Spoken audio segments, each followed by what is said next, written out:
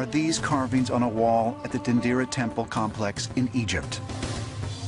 To some, the strange designs look eerily similar to objects very much in use today.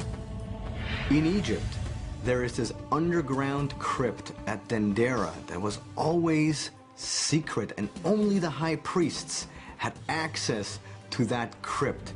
And it's very hot in there, very narrow, low ceiling, and on the walls you have these reliefs of what looks like ancient light bulbs.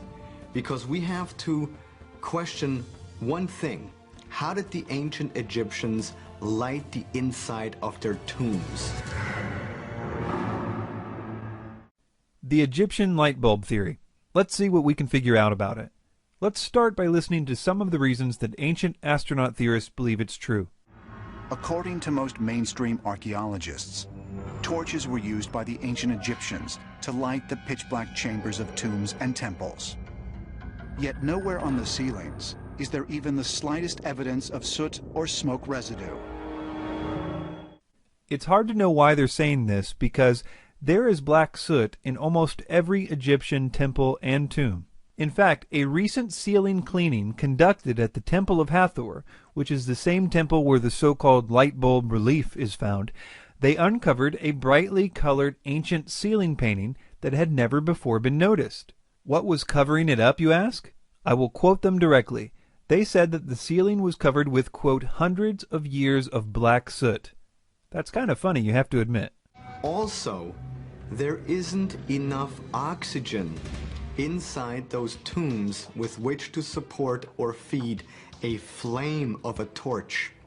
I was once inside the king's chamber, inside the Pyramid of Giza, and somebody turned off the lights, and immediately we were in pitch darkness. And I said, no problem, I'll just take out my lighter from my satchel, and I turn on the lighter, and it didn't work. I don't know about his specific Zippo, but there are plenty of documented explorations of the pyramid and other tombs in the early part of the 20th century which used torches to light the pyramids. Archaeologist and pyramid expert John Romer was once asked a similar question by someone on a television show. This was his response, quote, "As for the soot, there is soot in the Great Pyramid from the 19th century travelers, but most of it has been washed off. Most of the pyramids, of course, were built in sunlight, so lighting the interior would only have been a problem after the roof went on. They would have used lamps with salt in the oil so the flame burns very pure," end quote. Romer isn't just guessing about the olive oil lamps. These lamps were depicted in Egyptian reliefs, and there are even receipts for orders of their wicks and other such evidence.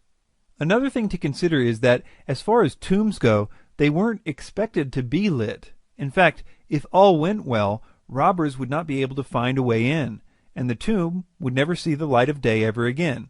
That was the plan. And if it weren't for 19th century explorers and dynamite, that plan might have worked too. But when we're talking about temples, like at Dendera, the false dilemma of not enough oxygen simply doesn't work. The temple is much more open. The oxygen levels are plentiful. They obviously used fire to light it, if for no other reason than because of the hundreds of years of black soot on the ceiling. Okay, so the false dilemmas have been addressed, but we're still left to explain what this relief is depicting. Let's first hear what Ancient Aliens has to say about the mainstream interpretations of this relief. Egyptologists' explanation of this, and they have to have some explanation. There's got to be one. It has to be pretty mundane. It can't be that it's an electrical device. Their explanation is that it is a lotus flower, and what appears to be a bulb around is the aroma of the lotus flower. And so it's just a very odd depiction of a flower.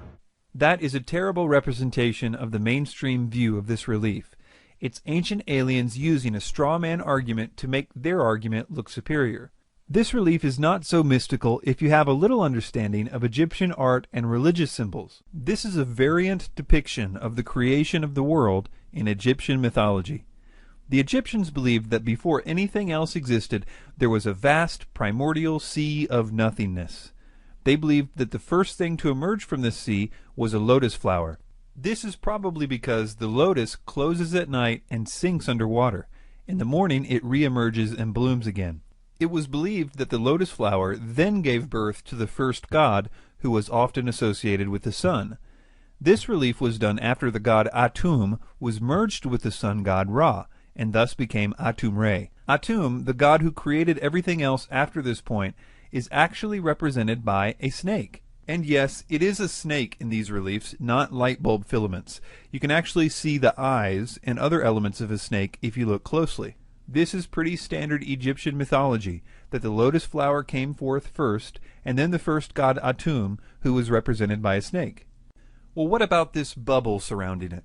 I will quote an expert directly on this point. Quote, "Despite the variety of deities, the Egyptians conceived the origin of the world as singular.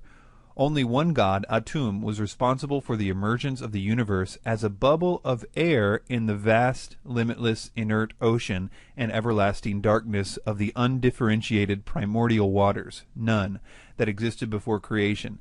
In other words, the universe came forth from the lotus in a bubble of air." The other elements of this picture back this interpretation up. The universal bubble is here being supported or raised up by the goddess Nun. Nun is the primordial waters, and technically it is she that raises up the lotus, Atum, and everything else. This pose of outstretched hands is one of the more common motifs for Nun, and she raises and supports the universe from nothingness. In some versions of the story, the sun god represented in these scenes is Khepri, who is represented as a scarab beetle. Atum and Khepri sort of traded off being aspects of Ra in Egyptian mythology.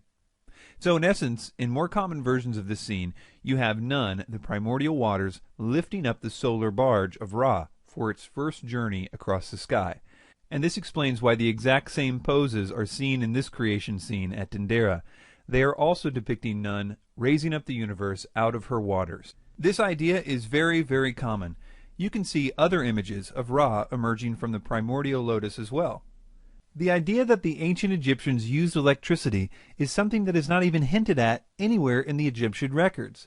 And if you believe ancient aliens, they were not just using electricity, but vacuum tubes, which requires high amounts of electricity as well as rarefied gases like argon.